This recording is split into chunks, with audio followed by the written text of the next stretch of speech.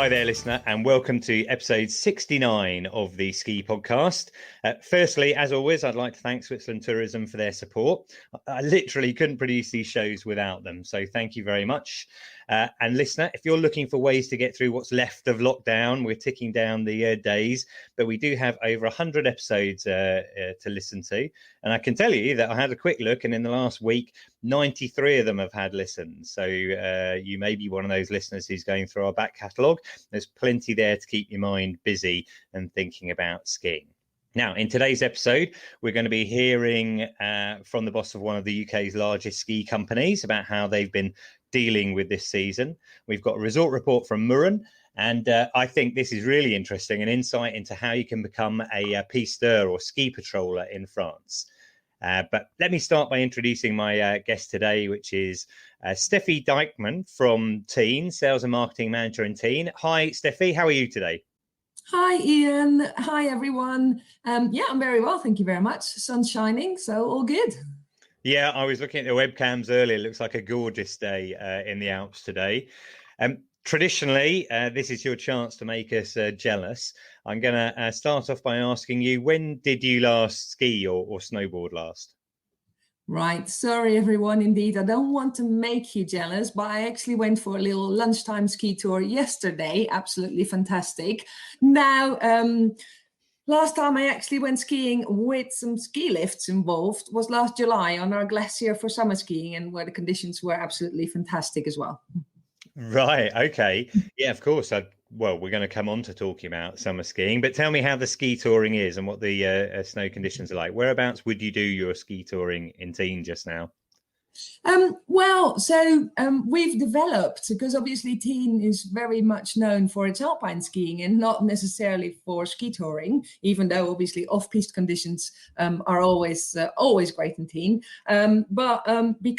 Because of the whole COVID situation, we obviously had to rethink our model, and we've developed about 25 kilometers of ski touring slopes. So ski touring, or obviously splitboarding, or you can also, we've seen the most creative creatures walking up these slopes with skis packed behind their back or sliding behind their legs on the snow. It's absolutely hilarious to see, but obviously also very comforting to know that there's lots of people that really want to get their turns in.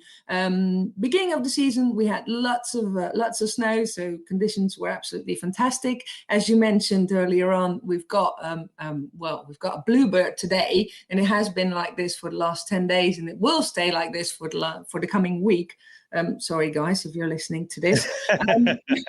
So yeah, conditions are great. I mean, obviously, nothing is as it's supposed to be, but we're just making the most of it.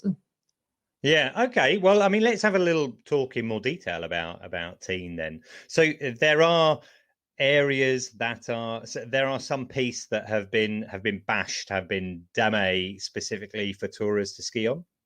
Yeah, absolutely. Because obviously, during the autumn last year, we were still expecting to have a season with ski lifts. But when it became clear that this wasn't going to be the case, we obviously had to develop our ski touring product in order to correctly receive our guests and to make sure that they are safe on the areas that we indicate that they can go to in a safe way. So that's why we've created these itineraries.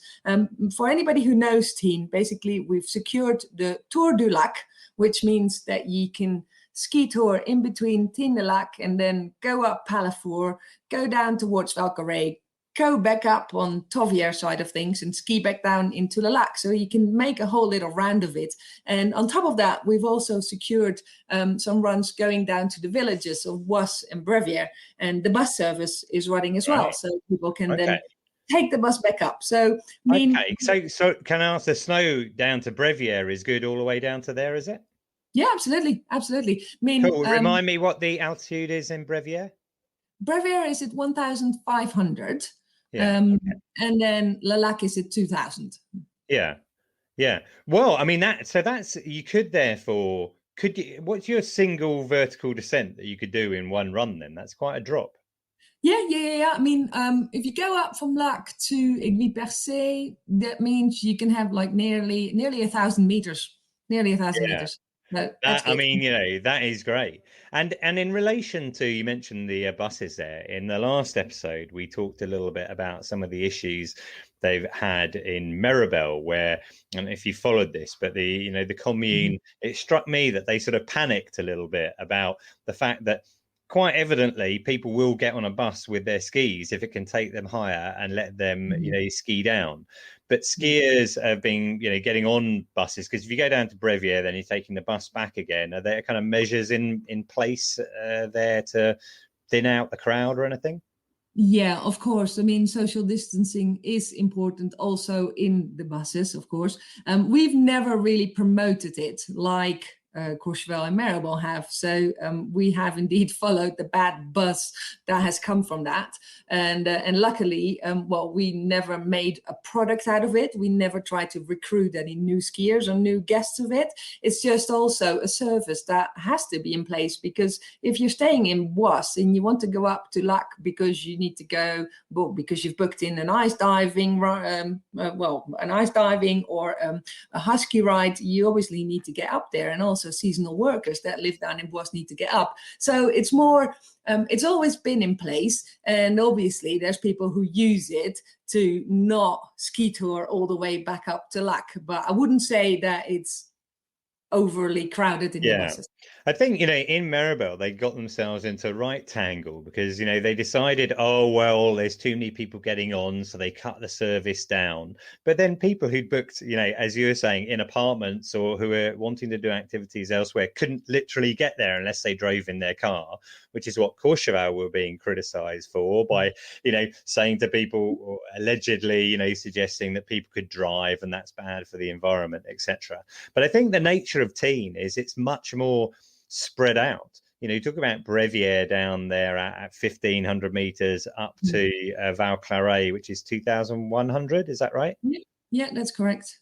Yeah, so spread out across a lot of areas. Now, you mentioned, people have been doing husky riding and other activities. I saw a really interesting kind of graphic earlier this week, which I tweeted on Skipedia, which was a survey by a consultancy called G2A, I think. And they were looking at the activities that people have been doing. And hiking was top. But then also snowshoeing was, I think, second on that list. And been a bunch of people snowshoeing around Tignes. And it's not something I've ever tried, I'll be honest with you. Oh, well, you should, because it's absolutely fantastic, and especially if you go a little away from normal ski areas, because you can see loads of animals, and it's just stunning. So I can only recommend it. But yes, of course. I mean, as I mentioned before, and as everybody knows, Tignes and any other resort are not made just for ski touring. So that means that the shops only have limited amount of stocks of ski touring skis, etc. So in Tignes, we have 30,000 beds to fill up every single night. And if you look at the skis, the touring skis that are available, there's only 650 pairs of ski tours available in the shops, which obviously means that even though we're not at all at 100% occupancy, but even if it's like a couple of thousand people coming out, there's not enough material for them to all go ski touring. So lots of people have also turned into snowshoeing, also because it's a lot simpler, isn't it? I mean, ski touring, if you've never done it, it does look a little bit complicated, even though it's not really, but it does look complicated. So yeah, lots of people have also been turning into snowshoeing, and also skating, Nordic skiing. That's been really popular. And luckily, we've got quite a large range of other activities that already existed in Tignes, but obviously that were not very familiar by anyone. And they are now just obviously extremely requested, like the ice diving and anything else. Really, the ice diving has been really popular. That one, I've always felt that must apply to a real minority of people. That's in Lac, literally the Lac, is it? Yeah, it is in Laeken because the lake is right there. It's very accessible for everyone. And for anybody who knows Tignes, you can walk across the lake in the winter and you can actually walk up to the ice diving site and see what's going on. Now, when you go ice diving, you just wear a dry suit, so you're not getting wet. And down the ice, I mean, there's no sharks, there's no scary things, there's just ice. And you don't dive really deep, do you? You just stay just below the surface just to see the ice formations, the light that shines through the ice, etc. It's absolutely brilliant. And you're obviously also always surrounded by an instructor, so you're completely safe. So yeah, it has been very popular. I was actually wandering by the site yesterday, and they were telling me they had like 30 people diving in one day, which is quite a lot. Right. Okay. Well, I mean, I've when I've been in Tignes, I normally go for a run, and it always strikes me as I'm running across the lake. Logically, it's completely safe because I can see other people in front of me, but you can't help thinking there's a load of water beneath you there. But that's really interesting to hear about the activity and the message you're saying there about how popular ski touring and cross-country skiing has been is consistent with everything that we've heard across the course of this winter, contributors to the podcast, about how shops that have been open have sold out of all of their kit of these type of items. I wondered what occupancy, we've just had vacances scolaires, the French school holidays period, which I think runs over 3, maybe 4 weeks. What kind of occupancy levels have you seen in resort relative to what you might normally have? Yeah, I mean, we're still in French holidays. We're currently at 25% occupancy, where normally, without COVID restrictions, we should be between 90 and 95%, according to the week. So, of course, economically, it's a disaster. But at least everybody who is out here, the feedback that we get from our guests is very positive. I mean, everybody's happy to enjoy the mountains, get some fresh air, enjoy the sun, enjoy the different activities, and get some takeaway fondue, etc. Yeah, I mean, everybody's really happy. So at least that's very good. But again, economically, it's very difficult.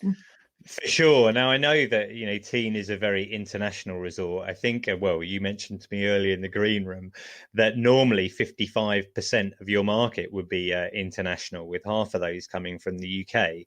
So the French market is typically a minority for you, but obviously this year it's been 100% French. Another thing I noticed in this survey as well, which was relating to the Christmas period, was they asked people how many people had gone to the mountains for the first time. And I think the answer was 13% of people. And I wondered if anecdotally, if you have any facts, whether, you've detected that, because I know French mountains, France Montagne, have been trying to promote the mountains as a destination.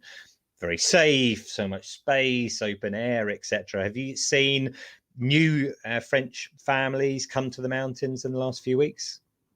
We have actually. Now, it's not the majority, but I'd say it's a little bit less than 10%. They come out for short stays, and they're just trying the mountains, where normally they maybe go to the other side of the world for midterm holidays, and obviously they can't currently. So yes, we do have had a little bit of recruitment, I'd call it, of new guests, but then it's nothing again compared to normal times, where we would have those numbers up to about 35%. Yeah, and we perhaps don't need to go on about it, but it's hugely frustrating that the lifts have not been able to open, because I know that so many measures were put in place and to ensure the safety, and I think Switzerland has proven that it's possible to run the lifts safely with other measures in place.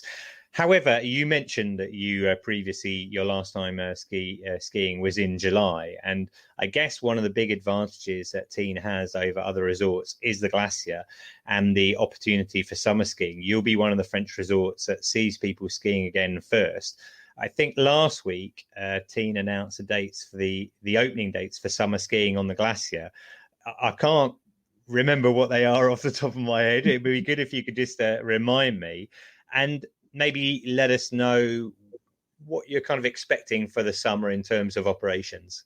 Yeah, of course. Indeed, the Grand Mode Glacier will open on the 19th of June. So if you're allowed to travel and if you're eager to get some turns in, it's from the 19th of June right till the end of July. Well, according to the conditions, really, we'll see up until when we can keep the glacier open. Now, we're also looking in opportunities for the end of the season, if ever. I mean, they might not apply to British guests, but if ever there's an opportunity to open the lifts before the end of the season, and even going on in May and June, we're still keeping that option open, because we've also... Right, okay, that's interesting. And so you still retain some optimism that there might be the opportunity to open lifts, let's say, prior to your official end of the season, which is probably kind of early May or something like that. Yeah, we're supposed to shut on the 7th of May. Now, last night, our Prime Minister, Monsieur Castex, he actually, broke down all our hopes for an opening for the end of the season, as he thinks there's actually the biggest third wave coming up in the next coming couple of weeks. But then maybe there's still an opportunity, because we're no longer in holiday period. So maybe they'll let us open the lifts for the end of the season. If there's an opportunity, we will open. So keep your eyes on our website and on our Facebook, if ever you want to come out. Also, there's an opportunity for professional skiers and athletes during May and June who might have to go to the other side of the world to ski, where obviously that's not very sustainable. So we're also looking into opportunities to open, in periods where we wouldn't necessarily open. Again, obviously, if the situation lets us. Now, last summer, so summer 2020 was a really good summer. We've never seen so many people before in resort, and Tignes is already quite heaving over summer. So we can only think that summer 21 will look similar. Now, we've obviously had the experience of welcoming guests with the correct procedures in place, social distancing, all the gel available, cleaning procedures, etc. So we're not worried about we weren't worried about this winter, so we're not worried about coming summer either. And we're ready to welcome everybody again, whether it's on the Glacier or any of the other activities. We're ready. We're here. Yeah, good. Well, I mean, that's really interesting. A number of things that you've said there. I mean, I did see Jean Castex's statement yesterday, and I had a quick look to see which départements are threatened, and none of them are in the Haute-Savoie, or it's not the Haute-Savoie, Savoie or Isère, so the main ski resort areas. And in relation to summer in Tignes, I've been in Tignes in the summer a couple of times with my family, and it's such a brilliant place to go. My kids actually really want to go again, because when we went before, they were too young to do lots of the activities, because when you stay in resort, you get this card that allows you to do a whole raft of activities. And I think one of them was something like air rifle shooting, and the kids were too young to do that. And I don't know if you still have what they call the blob, which is where you kind of jump off like a massive diving board onto an inflatable cushion and then bounce someone else off into the lake. Does that still exist?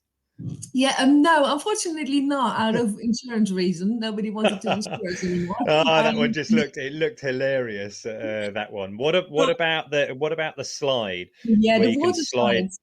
So we've completely renewed our water base. So there's a couple of new slides, and actually accessible for younger kids as well.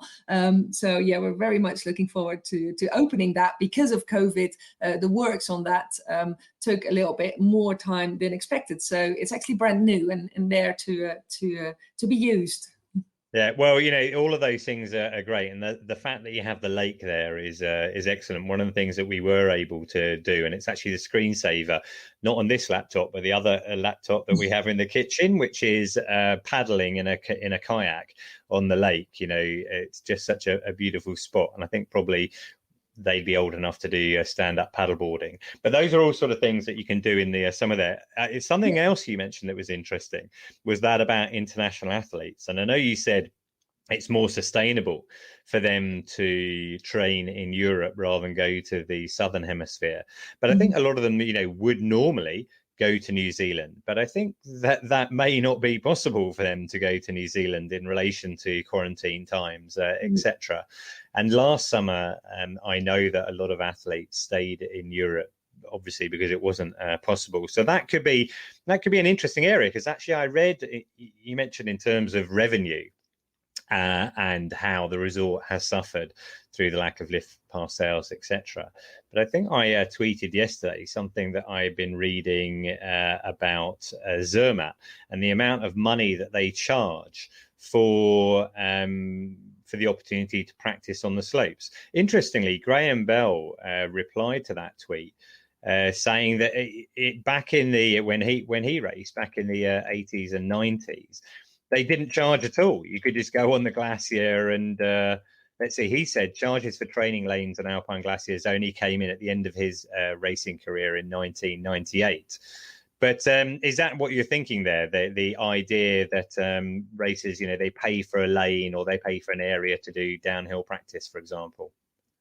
Yeah, I mean, obviously there goes a lot of work into preparing the slopes. So having a small amount towards all of that is to me only normal. And if you look at the amounts that we're charging, it's only 13 euros a lane a day, and lift passes are also against reduced prices. So I think it's reasonable to ask a small amount towards that preparation. It sounds very reasonable. Let me tell you what I read about Zermatt. It costs 1,390 Swiss francs per day to hire for downhill race practice, and 950 Swiss francs a day for a slalom lane in Zermatt. Right. So I think you should be putting your prices up.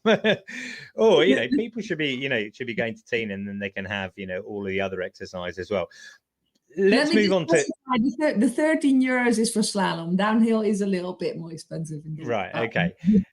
Let's move on to next winter. So hopefully we'll be able to get to go skiing, and in our lockdown plan, we're going to know more about travel from the Global Travel Task Force, which is allegedly reporting on the 12th of April, with a view to travel freeing up from the 17th of May. But thinking ahead to next winter, do you have any insight into bookings? Are bookings looking like they're up year on year? Do you see a sort of pent up demand coming through for next winter? Well, yeah, we're currently up for bookings for next winter, but I guess that's also because lots of people are eager to come back out, and they haven't been able to ski for potentially 2 years in a row now. We're also looking into longer stays. I mean, there's a lot of people that want to stay 2 weeks instead of 1 week. And with us proposing the opportunity to connect into the Wi-Fi network in Tignes, people can also work a little bit from resort. Yeah, okay, that's really interesting. And firstly, you mentioned people are looking at longer stays, and there was some interesting research this week from the Mountain Trade Network from James Gambrell that showed that the number of people who are thinking about 2 week stays for next winter has increased. So people wanting to get more out of that holiday. You also mentioned what I would call that workation market, or also in French I know it's télétravail, I think, isn't it? And that's an interesting idea as well, the idea that you could base yourself out in a resort for a longer period of time. And we've seen some resorts introduce special promotional deals for that. Personally, I'd love to do that, but that might not happen yet. You mentioned a couple of some properties that were being used by some tour operators. Can I just ask specifically who they are, who are not coming back for next winter? Well, I mean, for example, Snow Chateau or Alpine Elements. Obviously, they are no longer, and we'll see how the situation will evolve.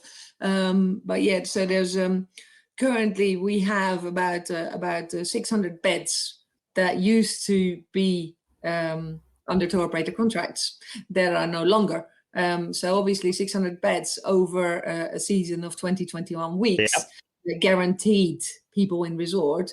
That is a lot of people. Okay, well, I mean, that's really interesting, all of that about Tignes. And you mentioned tour operators. So I think this seems like a good opportunity to drop in my interview, or some of my interview, with Joe Ponte, who is the CEO at Hotel Plan. And I'm sure many of our listeners will know that Hotel Plan, they own the Ingham Ski, Flexi Ski, Esprit and Ski Total. Now, he came into the job literally 2 days before they had to cancel their December holidays. He's had a pretty interesting first season in charge. So I spoke to him about, how they coped about that season, about what they're reporting, a boom in bookings for next season. And you can listen to all of that in the full version of the interview, which is out in a special ski podcast episode we released last week. But in this segment, we just spoke about the impact of Brexit on chalets and staffing. There will be some changes, though, I think, for next season. And, COVID is clearly the number one issue the travel industry has had to deal with. We haven't even mentioned what used to be referred to as the elephant in the room, which is Brexit. Oh. Now, I'm aware that Hotel Plan, is restructuring. There's been an office move. It's been difficult times. There've been some job cuts as well. But chalets were cut out of the programme very early on, possibly in your first week. I don't know if the decision had been made before then. Is that are we going to see chalets again within the Hotel Plan product? And how much is Brexit a part of that? Yeah, Brexit. I joke from time to time that I long for the days when Brexit was the biggest issue I was dealing with. But obviously Brexit has a significant impact on us as a business. We have a separate working group within our business. It's 4 individuals accountable to our CFO to make sure that we are addressing all of the regulatory issues, the taxation issues, the labour issues. So it's not just about the labour. There's a whole myriad of issues, obviously, that brings up. And I feel that we're well ahead of them and planning well for them. Talking about short-term labour and its impact on our chalet program specifically, it has a significant impact because the chalet model traditionally has been built on British people, as you know, working a season in our chalets. We've reduced the chalet program significantly because what we want to do is make sure that we can create something that customers want and that is financially viable for us. So we're going to have around 30 odd chalets this year. I think it's 32. And then we'll be looking, okay, well, what are our alternatives to staffing them? We need to be able to find either Brits with European passports or EU passports or European citizens. I don't think that a British skier will be that concerned if they want that chalet experience, if it's going to be staffed by a British person or a French person. So we're looking at all those different labour options, but we're also having a really tight look at the chalet model in itself. Chalet model, I think, has traditionally sort of been appealing to people booking short term, booking late, getting a really cheap deal to go skiing. That's not going to be viable for us in the long term. We need to reimagine and rethink what that chalet offering is going to be to make it much more attractive, that people want to book that early, and make sure that we provide an offering and a service proposition that meets their needs and people are willing to pay for because it's something that exceeds what they can get elsewhere. The major part of our program next year will certainly be in those hotels. But I'm confident that with the right planning and the right innovation, we can create a chalet program that is something that in the future we can grow. But we'll see if it works, and we'll make the decision at the end of next season. Okay, well, that's very encouraging that chalets are going to be back. And I say it's encouraging. I say that on the kind of assumption that British skiers do like that chalet holiday concept. Yeah. Maybe in a kind of post-COVID or new normal, they might think differently about it. That clearly the evident challenge is the employing your staff and how you deal with staffing. Is the idea that there could possibly be an exemption for British staffing chalets? Is that a possibility? Because my understanding is you could advertise that job. In the UK, it has to be for like a minimum of 8 weeks or something. And if no one applies for it, then you could say, well, actually, this job is exempt and we can employ people from the UK. Yeah, I'm not sure on that particular point. So we are a member of SBIT, the Seasonal Businesses in Travel, a lobbying group who've been lobbying both here and also in Europe. And they've been doing a fantastic job of doing so. I'm not holding my breath for any particular labour deal to support seasonal workers. I do not think that that's going to be high on the agenda of the UK side Brexit negotiators. They're a big driver towards Brexit was being able to take control of our own immigration. So then to have to do a deal on even work-based immigration, I think it seems counterintuitive to the reasons that Brexit began. So I'm not holding my breath. I think we will have to look for options to staff all staff that we need, not just in the chalets, our reps that we have. It will have to be local. And look, I think that's a real opportunity for us. It's been fantastic having young Brits working in the resorts, but there's also an opportunity for us to look for local people with a deeper local knowledge of not just the mountains, but the towns and the restaurants. So when you're over there, you've got almost like a concierge that you can call and say, which table should I book in this particular restaurant, or which run should I head down for this particular challenge? I think there's something really rich that we can unlock there and use this force change as a reason to innovate and come up with something new. I know Esbit and Charlie Owen from Esbit has been on the show before, and he's doing an excellent job in terms of lobbying to government, etc. So I hope that will work.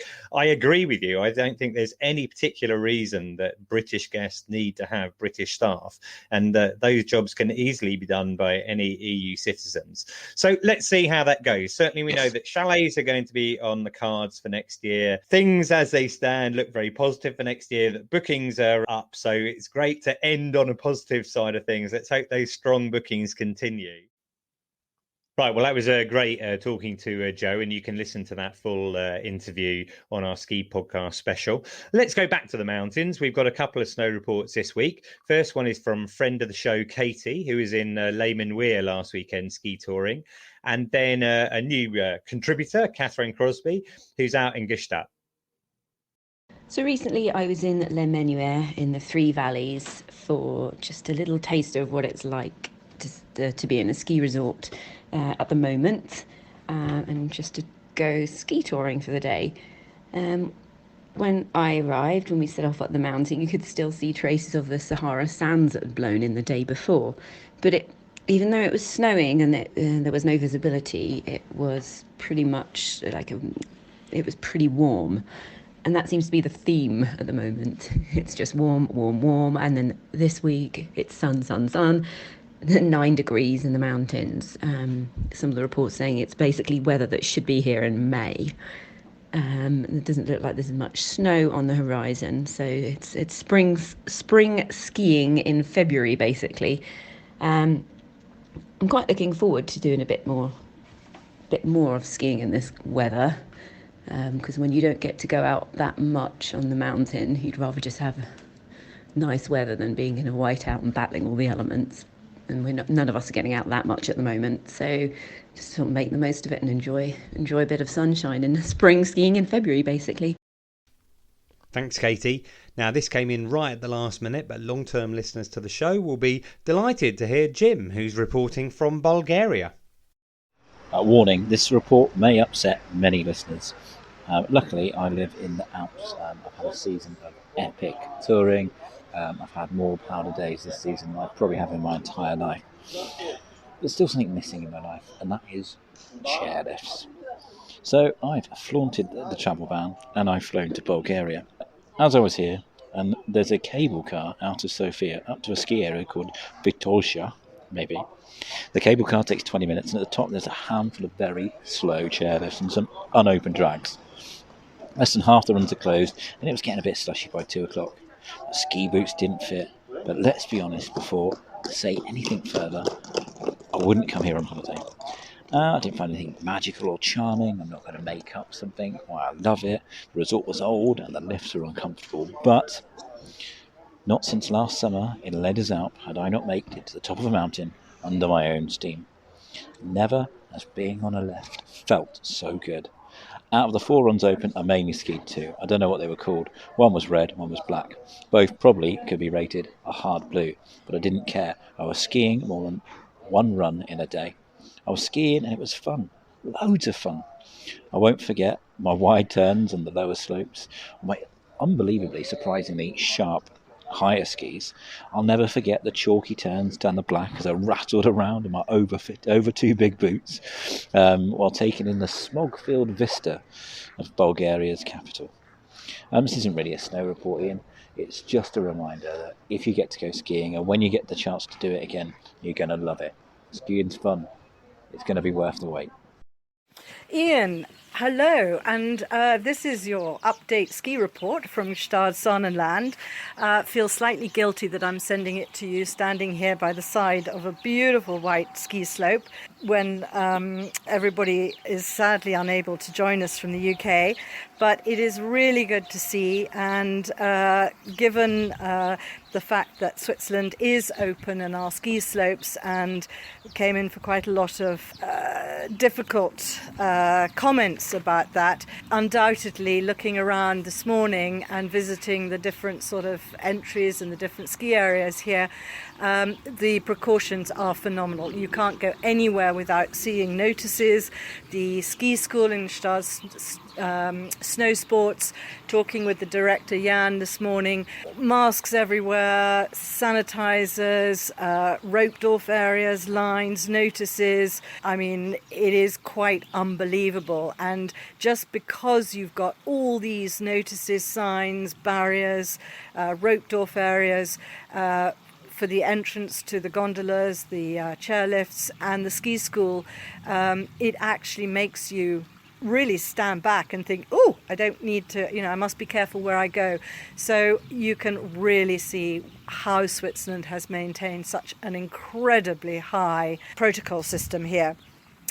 Regarding the skiing, we have had 2 weeks of sun, so it's typical spring conditions, beautifully groomed pistes with pretty hard in the mornings, bit icy, and then going into the slush. So no different to normal sort of spring ski conditions. I'm looking at an incredibly clear blue sunny sky, birds are tweeting. Numbers on the piece obviously are reduced, but hotels are saying that they're at 91%, and the ski school reckon they're probably only down 20. All people, all completely domestic market, and it's really sad not to see the British here, but we will see you all back here next winter, and likewise with other nationalities. There is so much to do here. People are cross-country skiing, ski touring, tobogganing, walking, sledging. I mean, people's mental health and their whole sort of psyche is, I just think, completely changed now. So anyway, hope to speak to you again soon, and see you all here next winter. Let's stay in Switzerland. I found it very interesting. There was a quote, again, which I tweeted from Switzerland Tourism yesterday, talking about how, they made the right decision to keep the lifts open. And we kind of referred to that earlier. Martin Neidegger is the CEO there. We are very grateful, I guess, in the ski industry that someone has kept the lifts turning.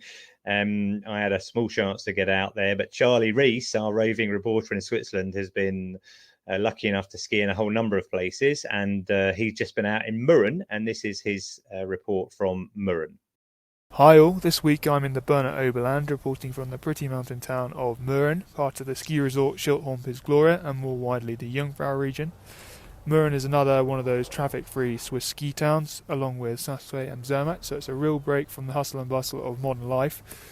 To get here, you travel up the Lauterbrunnen Valley, one of the longest and deepest glacial valleys in Europe, and Murren sits atop of the cliffs with commanding views over a panorama of very special and dramatic alpine scenery. Murren and the Schildhorn were immortalised in the 1969 Bond film on Her Majesty's Secret Service. In my opinion, one of the best Bond films ever made. The revolving restaurant on the Schildhorn, renamed Pisgloria for the film, was the high-altitude lair of the criminal mastermind Ernst Stavro Blofeld, and the film was also the first time we saw Bond on skis, featuring two of the most iconic Bond ski scenes ever produced. I'll be heading up to Pisgloria later to have a look at some of the attractions available to visitors. Whether you're a Bond fan or not, there's plenty to see and do up there. In terms of the resort today, so the Schildhorn Lift Company currently operates 15 lifts, with some investment on the way in the form of the 20XX project, set to be the steepest cable car in the world at 159%. There are 54 kilometres of spacious, well-prepared marked pistes, 40 kilometres of red and blue, and 10 kilometres of black. And the runs range from 3,000 metres on the Schildhorn down to 1,600 metres in Murren, so very good vertical metres. And Murren is actually the highest resort town in the Berner Oberland. The season usually runs from December to the middle of April, but they can have snow through to May, and they're very much hoping that's the case this year. Some stats on the snow at the moment. So at the top there's a base of 2.7 metres, and down in the town there's also a base of 1.3 metres. So very good snow conditions here. The pistes are relatively quiet considering it's half term, but there are many people out enjoying the conditions nonetheless.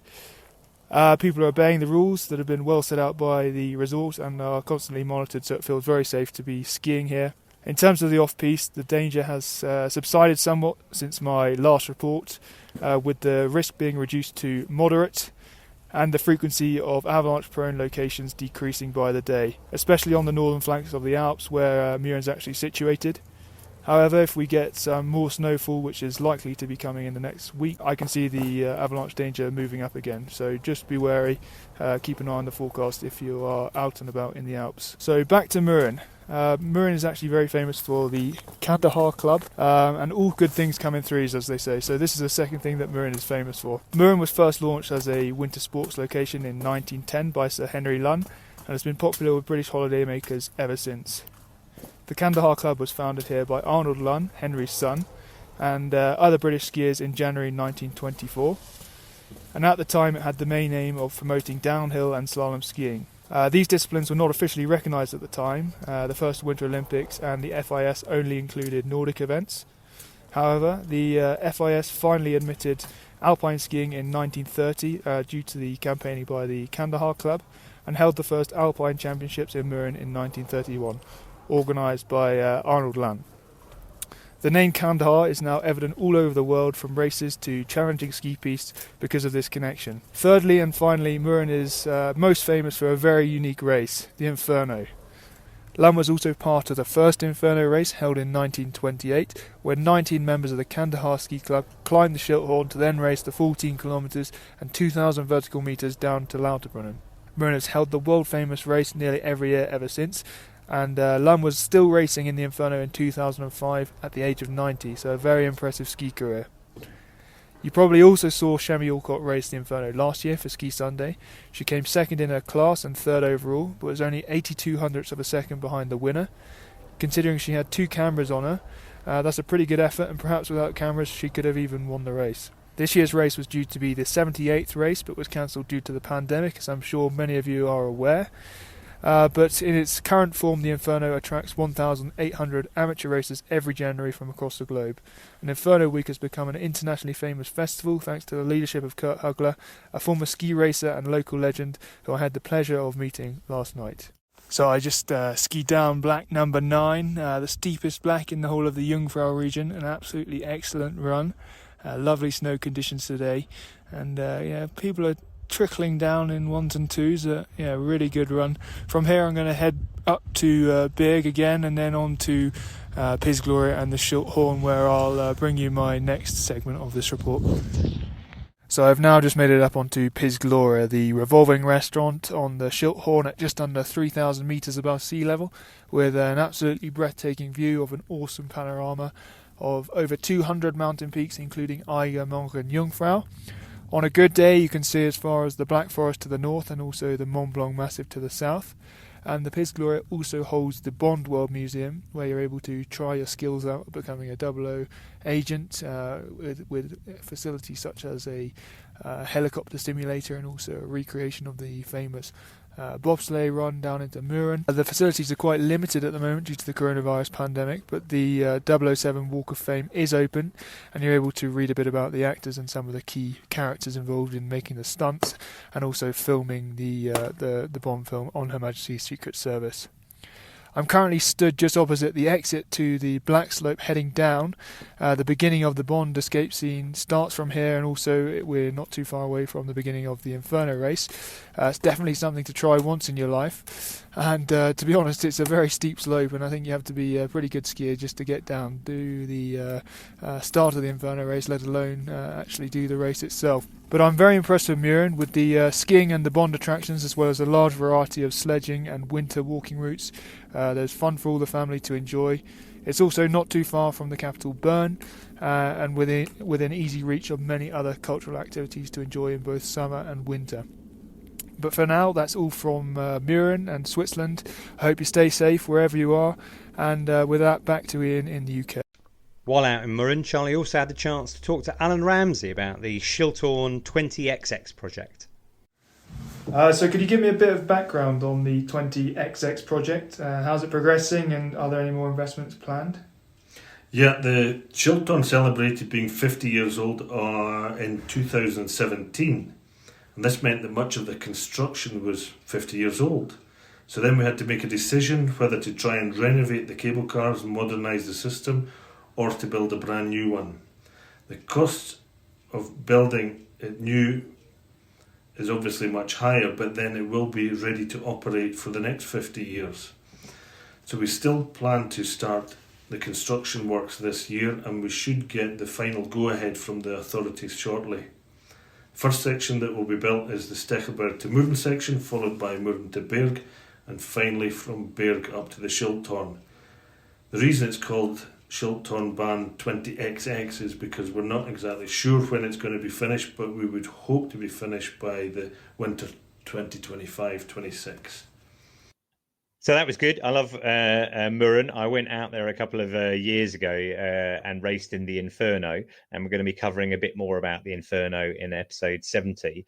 One of the cool things about Murren, Stephie, is they have a restaurant there called Pisteur at the Schilthorn, and it's where Blofeld had his lair in the Bond movie On Her Majesty's Secret Service, and everything there is Bond related. So when you go in the restaurant, all of the saucers and the plates and the teacups all have a little Bond logo printed on them, and there's a museum there, and it's just tremendous fun. And listener, I recommend, if you haven't seen the ski sequence in On Her Majesty's Secret Service before, you should have a look. And in fact, obviously, I'll drop it into the show notes. Now, here's another question. How do you become a pisteur? And specifically by this, I mean, how do you join the ski patrol? And by that, I mean the people who rescue you if you have an accident on the slopes. Now, I spoke to Tom Greenall, who's one of the few British people to have qualified for this job. And it is so interesting, the conversation we had. I'm also going to release that as a special podcast. He talks about the entire process you have to go through to qualify. The keep or the team that run the lifts is generally a completely separate team, although you as a pisteur, as a ski patroller, are expected to know how to not just stop a lift, but how to start it and control its speed. And I guess a part of, or a key part of the course is, in terms of avalanches, we referred to the snowpack earlier. Often the pisteurs, the snow patrol, are the first on the scene for trying to find a victim. That must be quite a big part of the course. The searching for an avalanche victim, yes. The rest of the snow is a 1 to 3, depending on which course, week course that you do as extra. There is snow and weather observer, which is a week course. There is pisteur level 2, which is 2 weeks of snow study and 1 of regulation. And then there is a 2-week course of artificier, which would be explosives expert. Okay. Tempted by that one. I think most people seem to think that yes, one's really appealing. The guys who drop a dynamite over the edge of a cornice to start avalanches. We had all of that explained to us because we may be called upon to be an aide artificier, the assistant to the explosive expert, and all the rules and regulations, because you are the safety backup, you are the eyes, you are the second set of ears in an explosives procedure, and you carry the detonator until it's time to make an explosion, but you don't get to play with the toys. Yeah, well, it's still a pretty responsible job. I mean, on the podcast before, I recall that we've covered a number of these things. There was a program called A&E, featured the ski patrol in Val Thorens, which was quite dramatized, but it was a really interesting insight. And then I'll drop it into the show notes. But we also interviewed some people who did a documentary about pisteurs in La Clusaz, which was really interesting. Now, you have your qualification now, but I presume this winter you haven't started work. Do you have a job confirmed? Would you be working if the lists were open? I do not have a job confirmed. Praserali have said, we'll get back to you as soon as we're allowed to open, but I'm more likely to end up next year in Les Contamines or the Megève Saint-Gervais area. Okay, and when you say more likely, do you have a kind of connection, or they just need more staff? How does that work out? I've been talking to all of them, and I know that at least 3 of them didn't hire the 2 or 3, depending on which resort, that they needed to fill their number of pisteurs this year, because they were hedging their bets on the situation being as it is. Yeah. Okay. And when you do start, let's say you're in Contamine working there during the winter.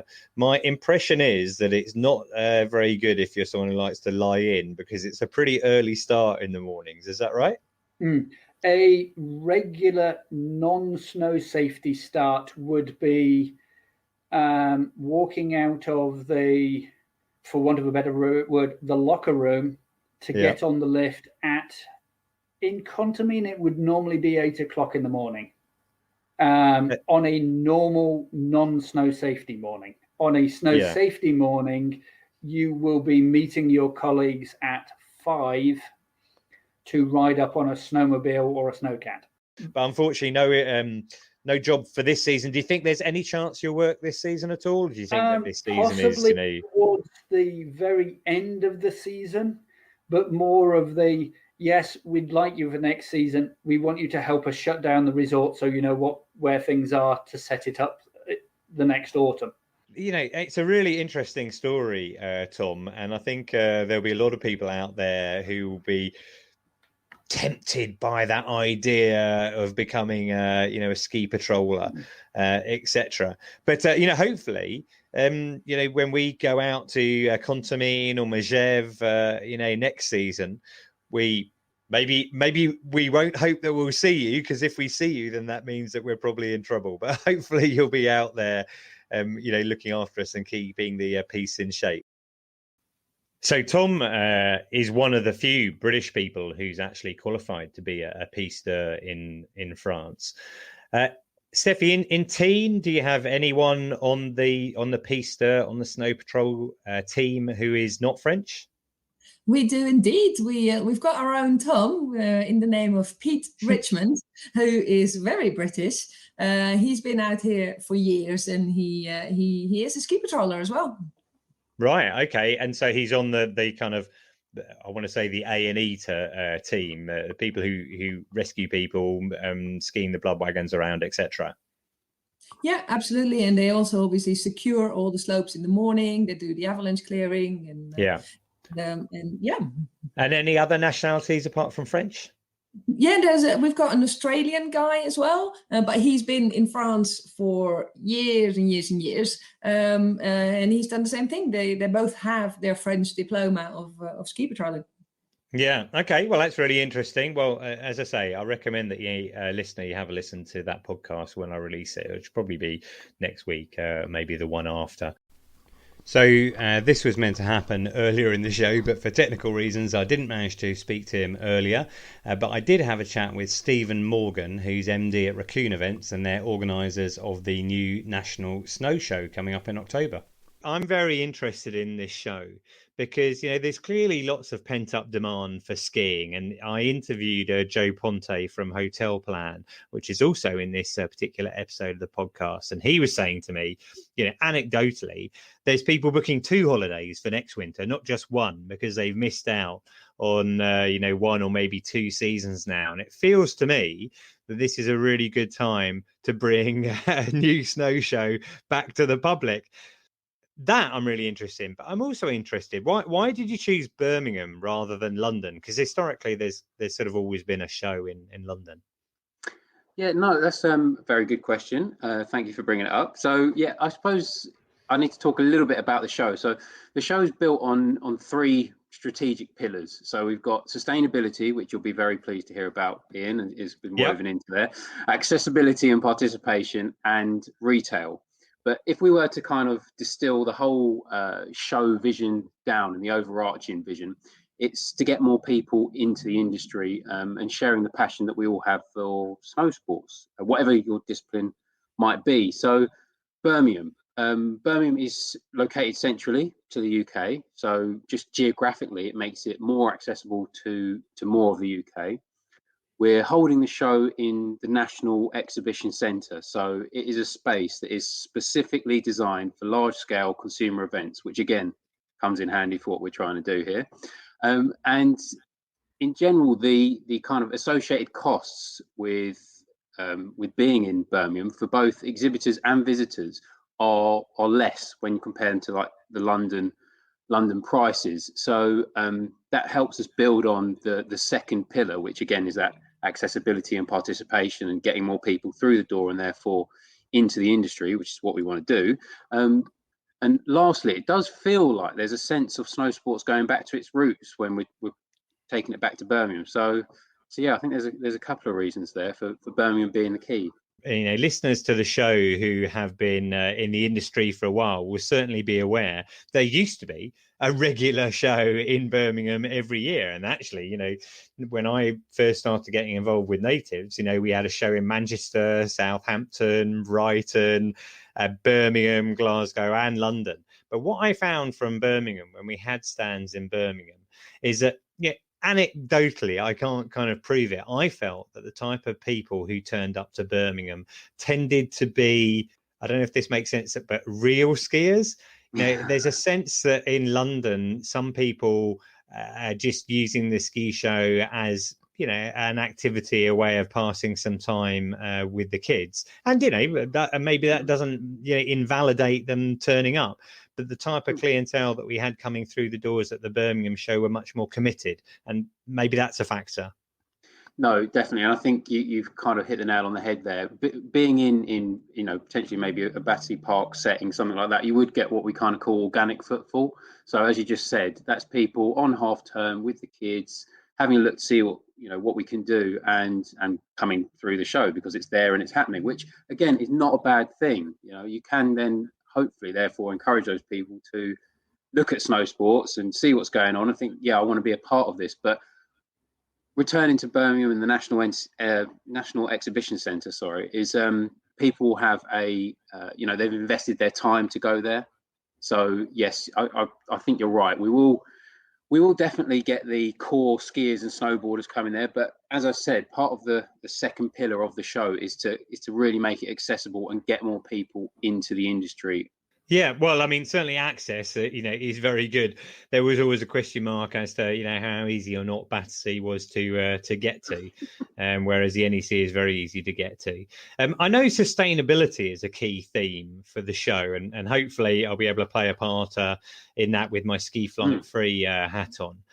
I wondered if we could talk about diversity and representation, which you mentioned. I'm sure many of our listeners will have watched Ski Sunday. Now, they prompted a lot of discussion recently after a feature they had on diversity in their last episode. And, it's really interesting on some of the chat forums and different areas I follow, how that conversation can be kind of polarized so quickly. I know it's a key issue for the show because you've got Mount Noir who are going to be there. I interviewed them in episode 61, and Benjamin Alexander, who I interviewed as well. He's looking to get to the Olympics as well. They're all part of the lineup. Could you tell us why you've been so proactive in that area? I mean, the goal of the show is to represent, engage, and make the whole industry more accessible. Again, going back to that second pillar, which I keep banging on about.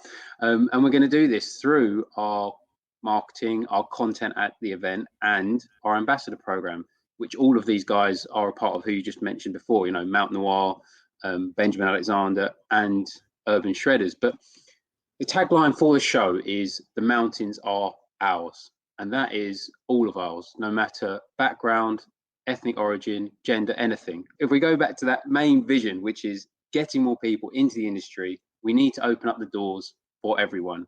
And so making sure that we can include and make it just something that everyone feels they can be a part of if they want to be is just something that we should do. It's the right thing to do, and it's something that Raccoon Events in general is 100% behind on every single one of their events anyway.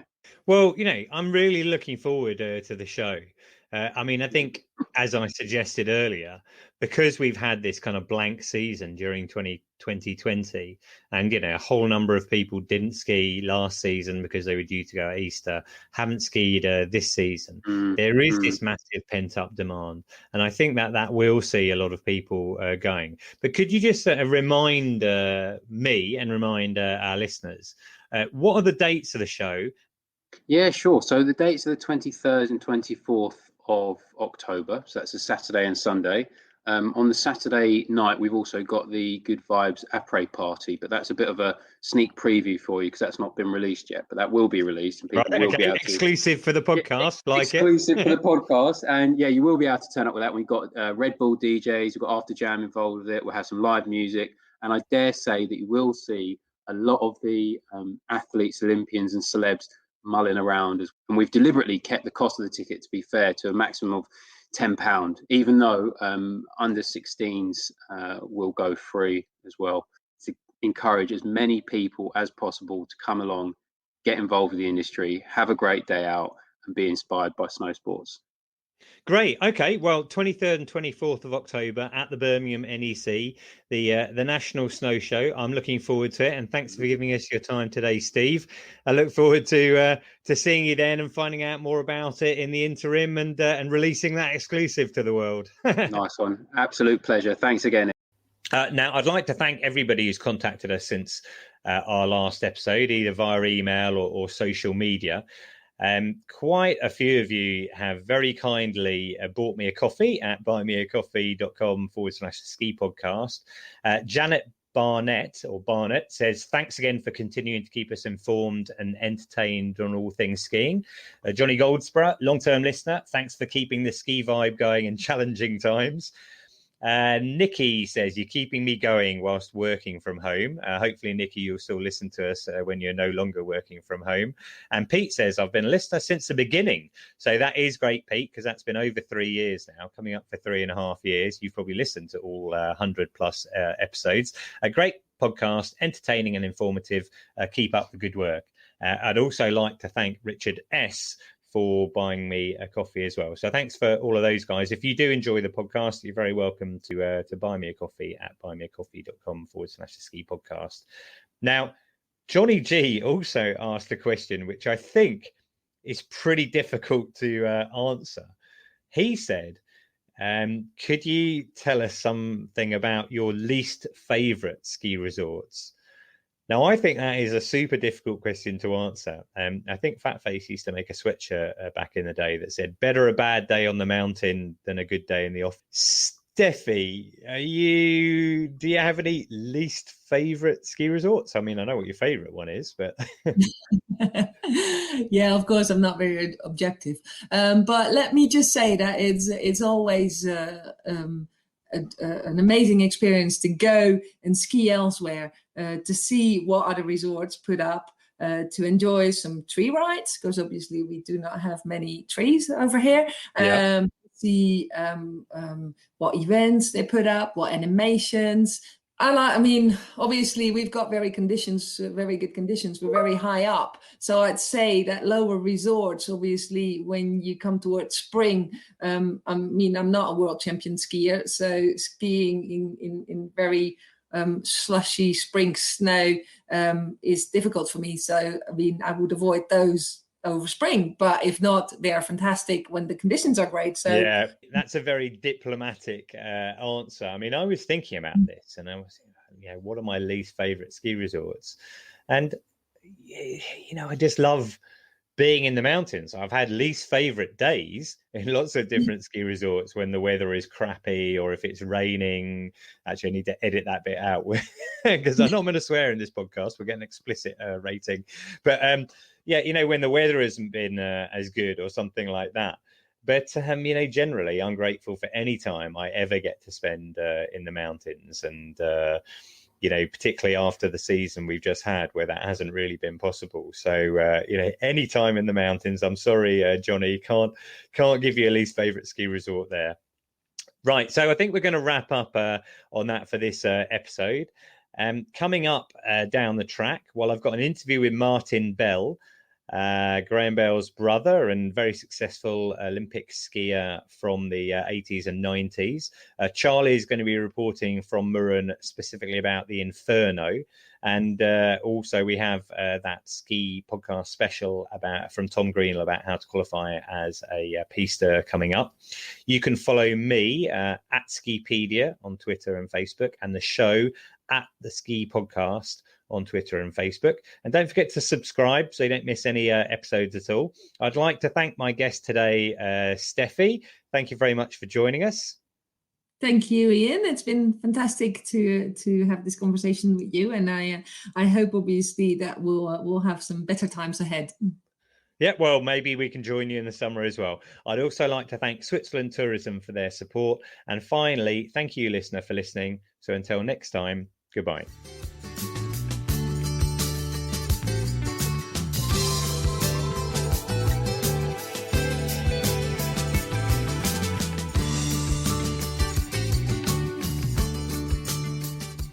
Hi there, listener. Iain here. I just wanted to let you know that you can now support the Ski Podcast at buymeacoffee.com. Researching, recording, editing and publishing the pod takes up a lot of my time. And don't get me wrong, I really enjoy it. I love talking with people about skiing. But if you do enjoy listening to the podcast and you'd like to support us, then you can literally buy me a coffee, or in my case it would be a cup of tea, but the idea is the same. So just go to buymeacoffee.com/the Ski Podcast. Thanks very much.